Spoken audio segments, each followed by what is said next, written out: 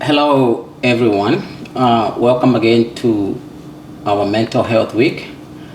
This is day number 3.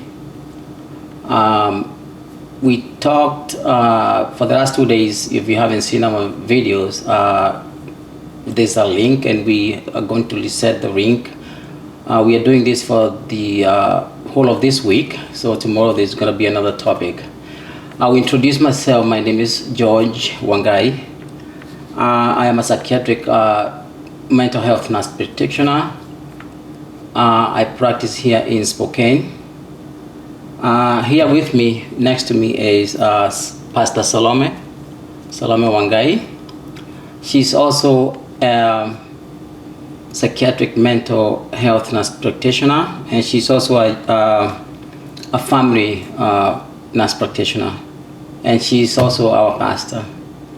So, beginning of the week, we touched a little bit about the things that affect our relationships regarding to mental health. We spoke about the personality traits or the personality disorders, how they affect our relationships. And then the second day, we talked about the depression, how the depression, which is a mood disorder, how it affects our relationships, and just knowing what it is, how to recognize it in yourself or your loved one or even your children, because you also get affected by depression. Today we are also on the same topic, talking about the mood disorders. This is our last one for the mood disorders. We are going to talk briefly about the bipolar disorder. You might have heard the name bipolar. It is a serious mental illness that causes unusual shifts in mood. Moods range from extreme high, we call those manic or mania episodes, to low. When we say low, your mood is low, we're talking about in a depressive or depression side. So it's high mood and low mood all combined. So a person who has bipolar disorder also is going to experience changes in their energy, their thinking, their behavior, and also their sleep pattern is going to change. And during the bipolar mood disorder, or episodes rather, it is difficult to carry out day-to-day tasks. Even going to school becomes difficult. Maintaining relationships is difficult because you have these mood swings and mood shifts.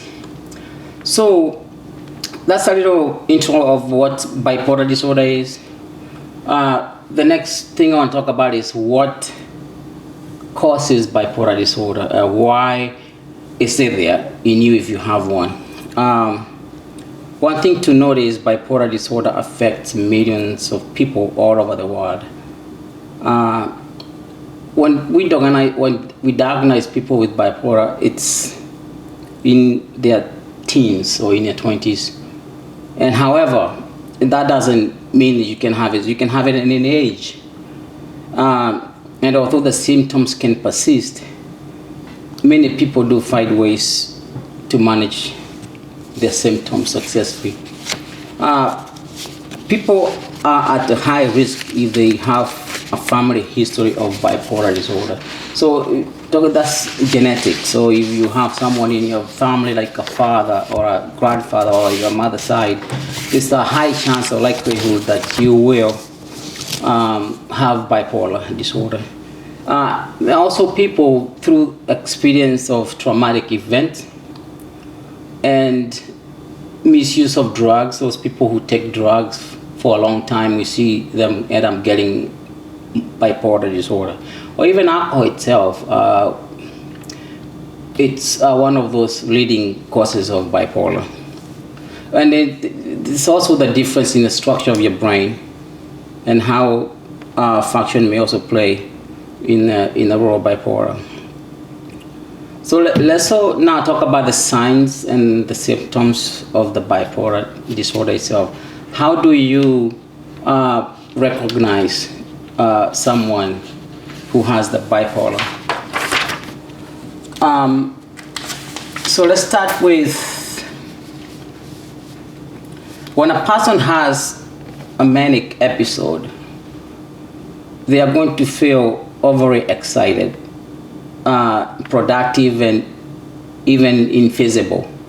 On the other hand, when someone is depressed, they have a depressive episode, they are going to feel extremely sad, helpless, and they are going to be really tired. Remember, there was that manic side where you have extreme excitability, and then there's the low side where you are going to feel depressed and sad.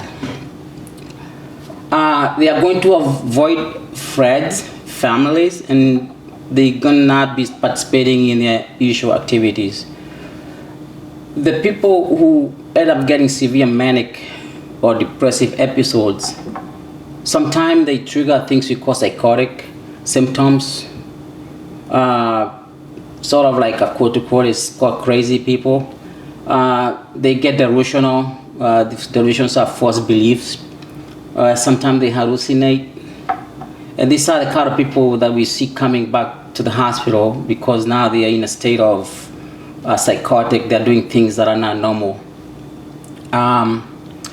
These drastic behavior changes usually they cause a concern among the family members.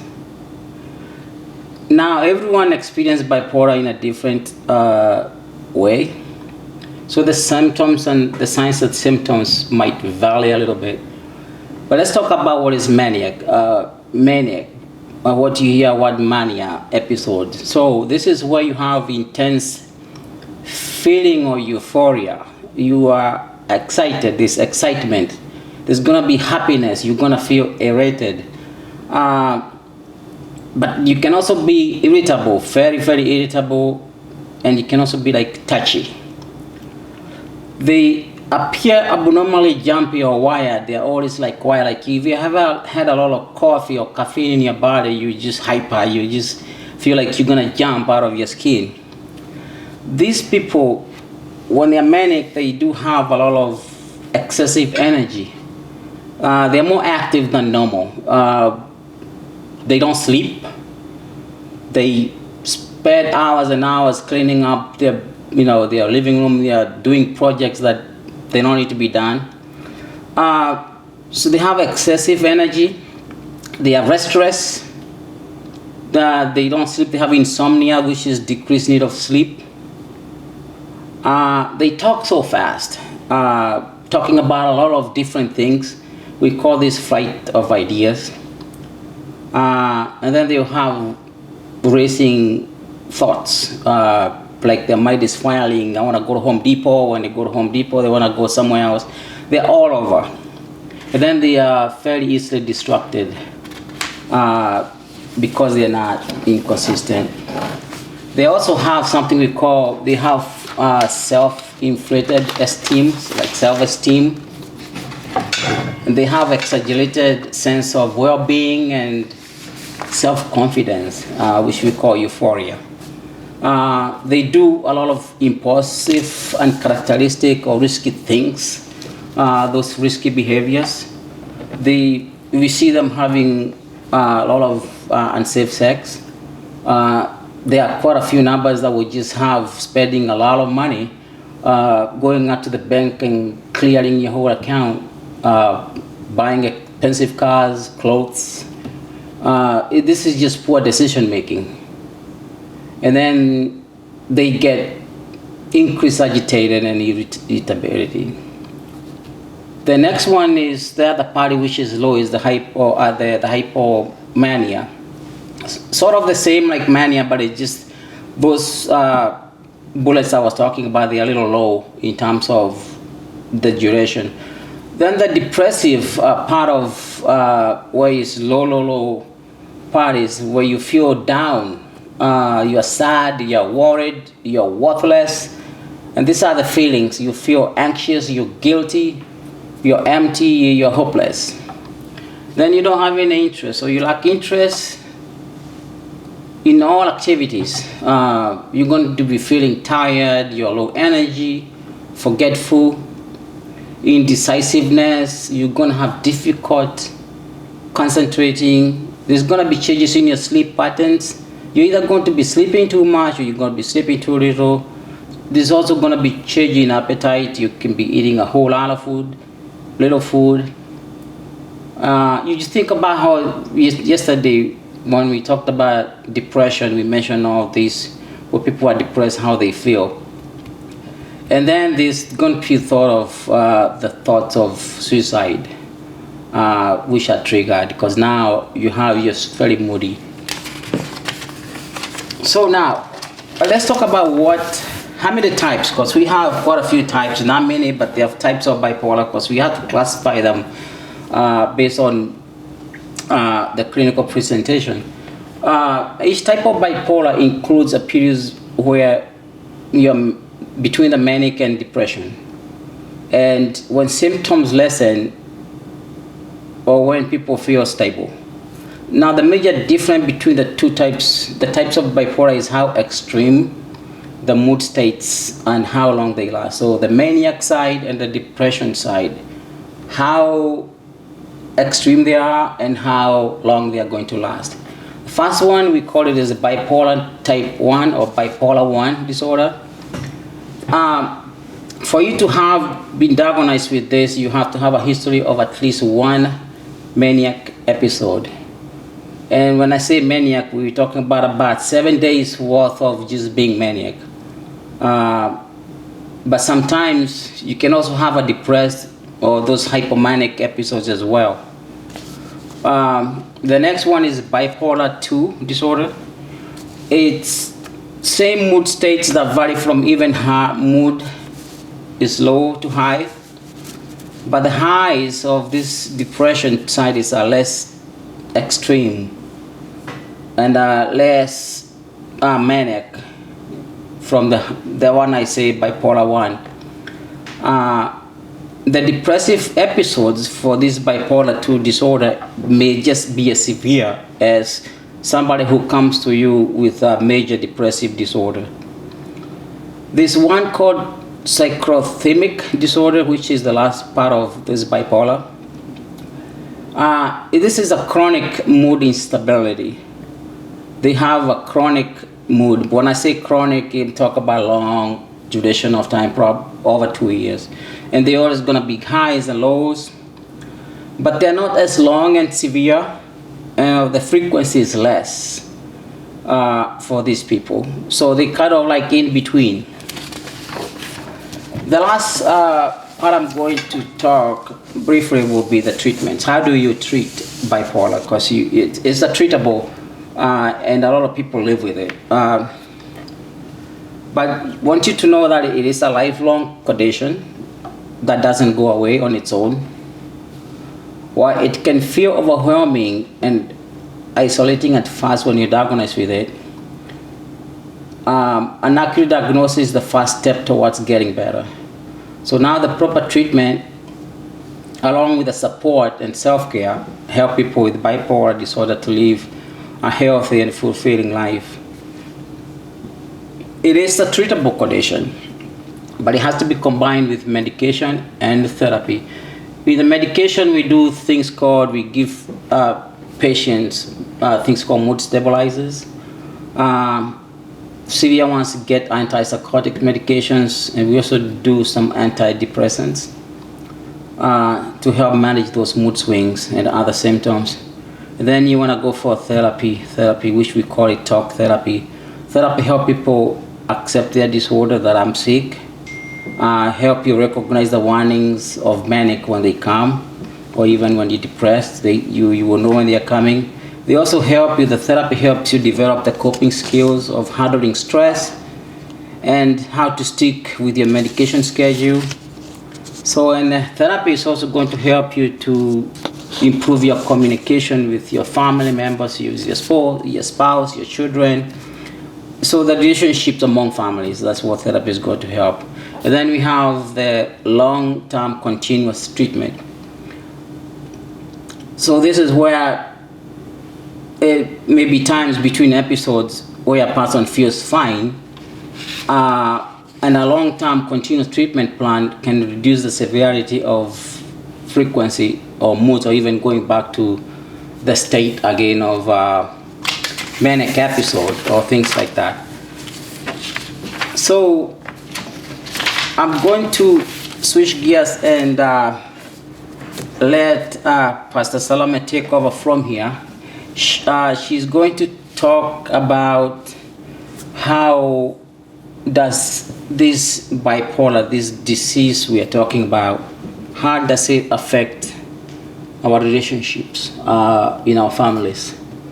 Head over to you, Salome. Thank you so much, George. So we're going to look at how bipolar affects relationships. Number one, communication. Due to the unpredictable mood swings that we see in the bipolar disorder, mood swings can disrupt trust and communication, which are very essential for healthy relationships. And this can lead to feelings of being misunderstood, frustration, and conflict. Something else that is affected in relationships is the emotional volatility. We say that we have episodes of depression and mania, and they can cause emotional withdrawal, it can cause outbursts, and also accusation. During mania, that's the time we said we have high energy. There's also high risky behaviors that can be very exhausting because the family will have to engage emotionally to try and get the person with bipolar to calm down or not to act on their impulses. So this can be very stressful and tiring to the partners and can wear on the relationship over time. So family members may also be affected by the person's most intense episodes. So a person with bipolar disorder may pick arguments, they will lash out for no reason, or even belittle others.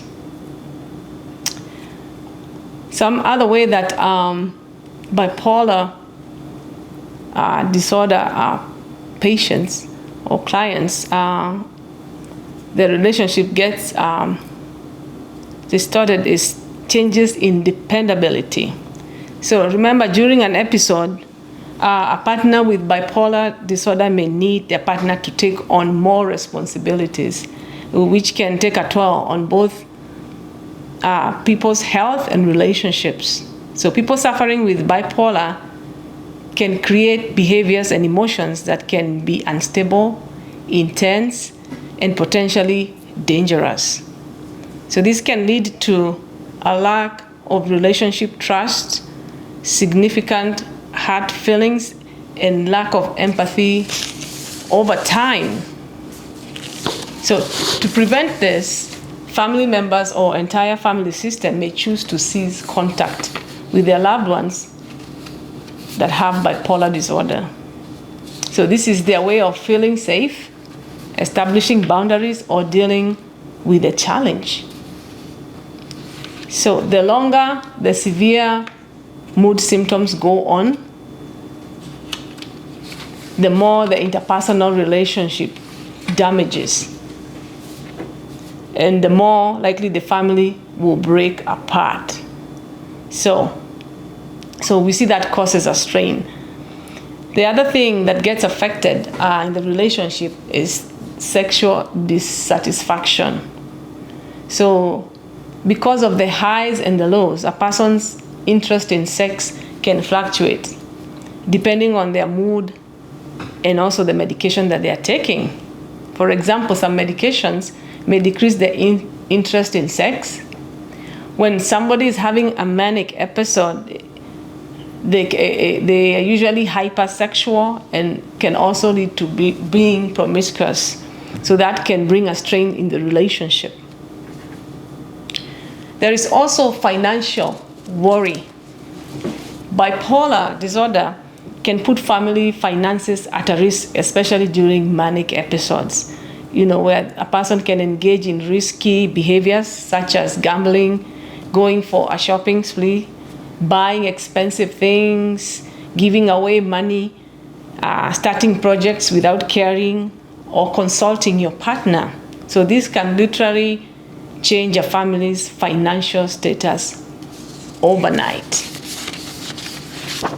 So people with bipolar can make it difficult to maintain steady employment, and people may go periods without pay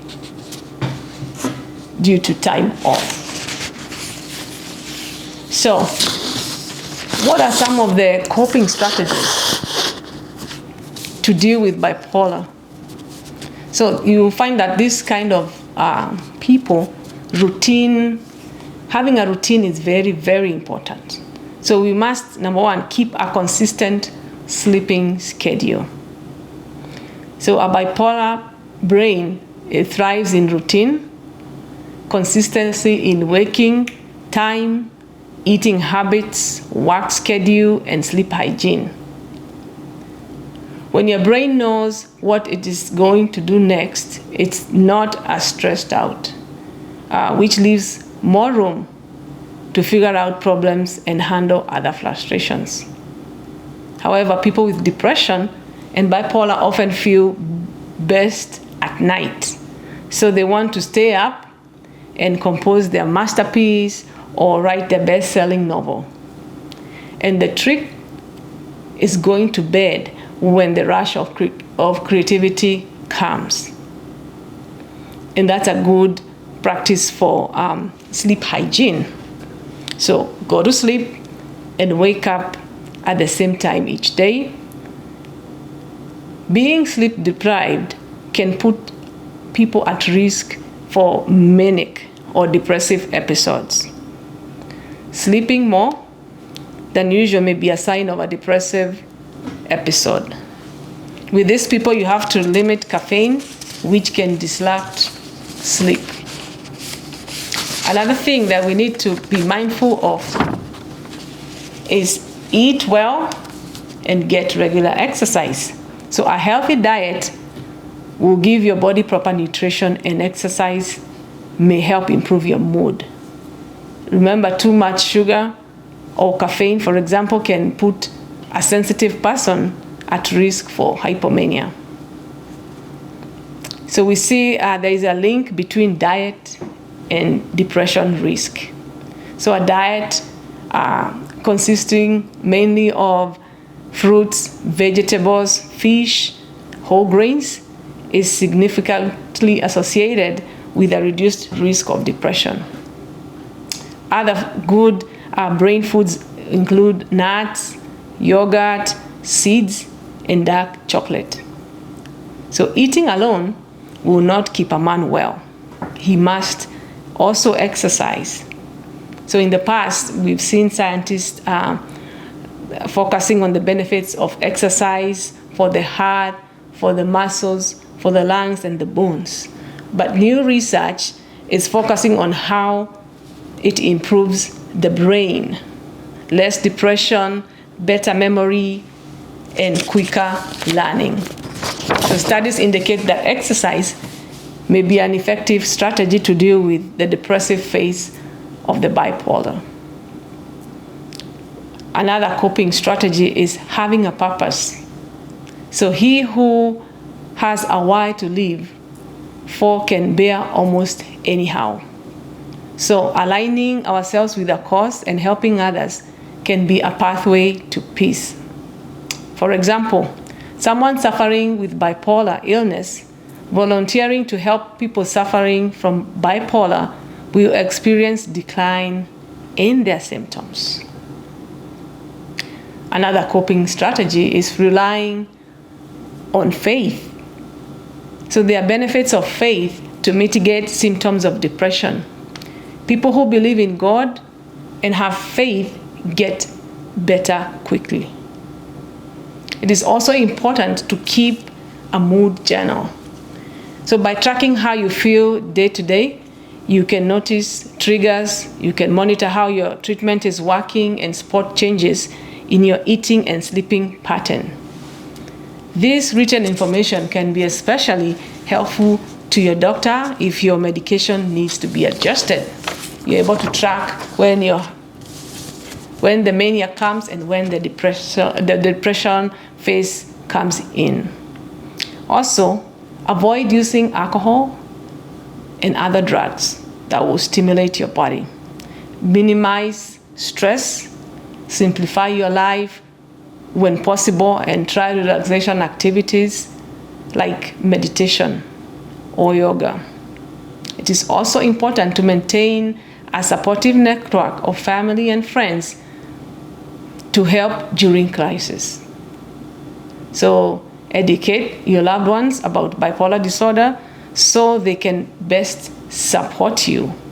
Ask them to help you recognize the warning signs of manic and depressive episodes.